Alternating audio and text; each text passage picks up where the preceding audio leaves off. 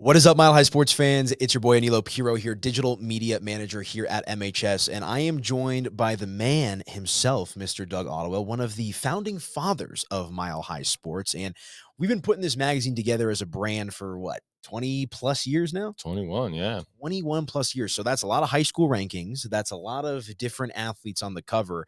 And for this year, with the preps issue, we ran it back once again with those high school rankings, but we ended up making the decision to go with a dual cover. So we've got Colorado's own Reggie Jackson on one cover and Missy Franklin on the other. Let's talk about putting this issue together as a whole, my friend. How did we end up with Reggie Jackson and Missy Franklin on the cover of the 2024 preps issue? I'd like to tell you that it was some magical formula, but it's pure luck.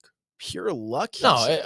in all honesty, I think this is one of the issues that we have the most success with because people are very loyal to their high schools.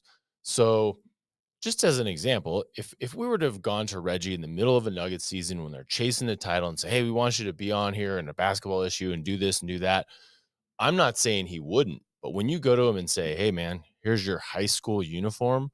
We want to put you in this on the cover," there's a different level of excitement. And it's been proven out time and time again. Chauncey Billups, Kyle Freeland, Philip Lindsay.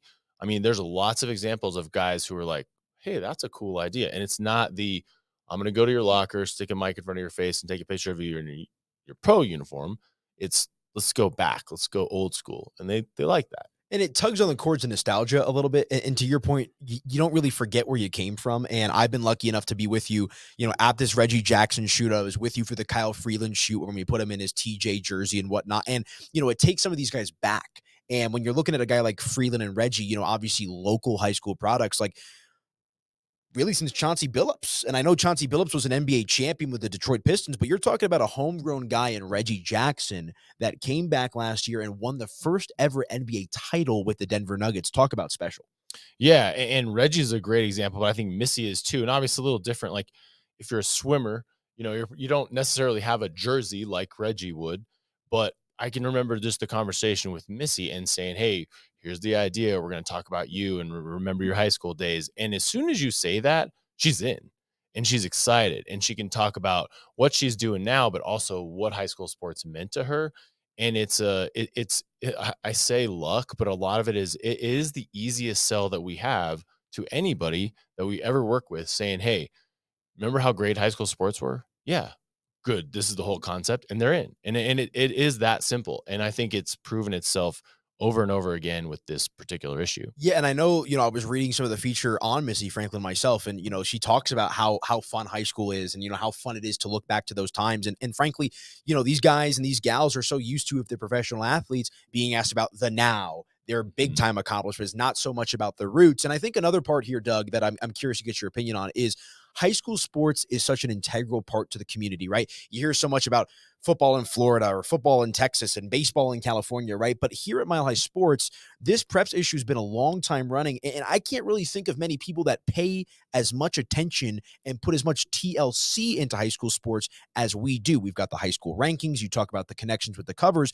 It really helps set this issue apart and is an integral part to the local sports community. Well, I think it is the foundation of what Mile High Sports is built on. I mean, if we didn't have high school sports, if you didn't have people that grew up playing sports here and watching sports here and coming back here, you don't have Mile High Sports. I mean, as much as this state has become a destination for people from other states, and it should be, it's a great place to live, but you still have that core group that they played, they watched. You talk about a guy like Reggie, or I remember going back to the Olympic run that Missy had.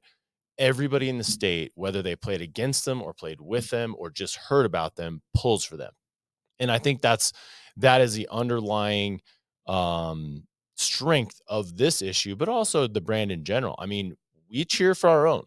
If you're a Coloradan, you cheer for the Nuggets. If you're a Coloradan, you cheer for the Nuggets, especially if there's a kid that played at a Colorado high school on that team.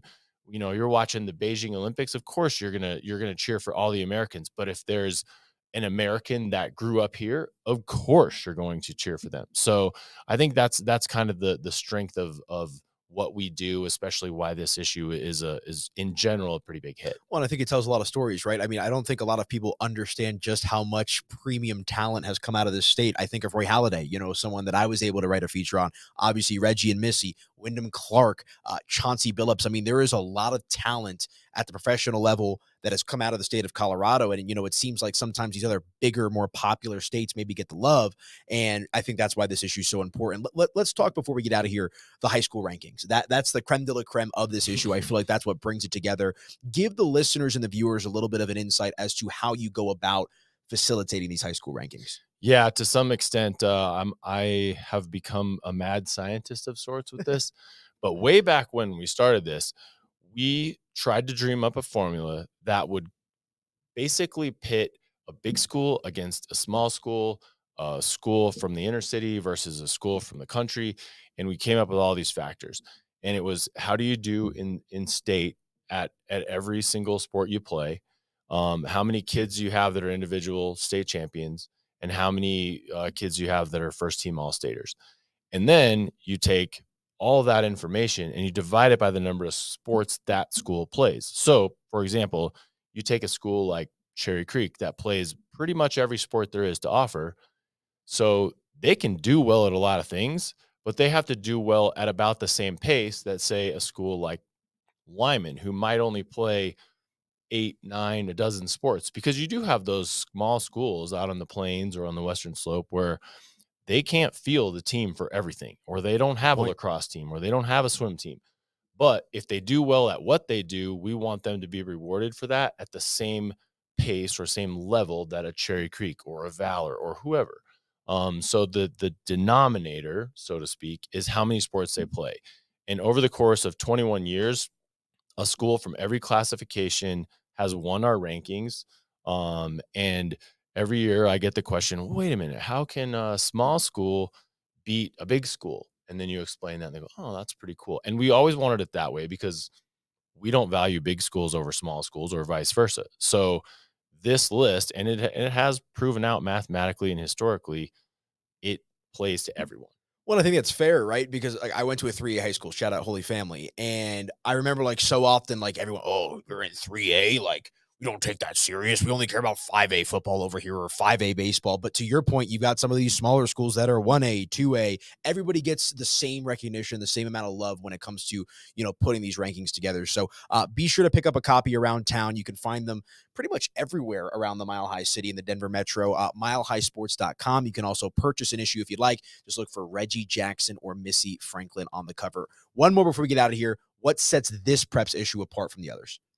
The double cover. I mean, it is one of the first times that we've ever done that with this issue.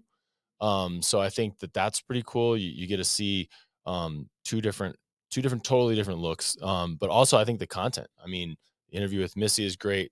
The feature on Reggie is great. You got a great feature on Mark Johnson from Cherry Creek. Plus the rankings are always a signature. Yeah, it's a good time. Check it out. You can pick up a copy online, milehighsports.com, or if you're running around your local barber shops and all that good stuff as well. So for Doug Ottewill, I'm Aniello Piro signing off from the Mile High Sports Studios. A new issue is out. Go check out those high school rankings, and away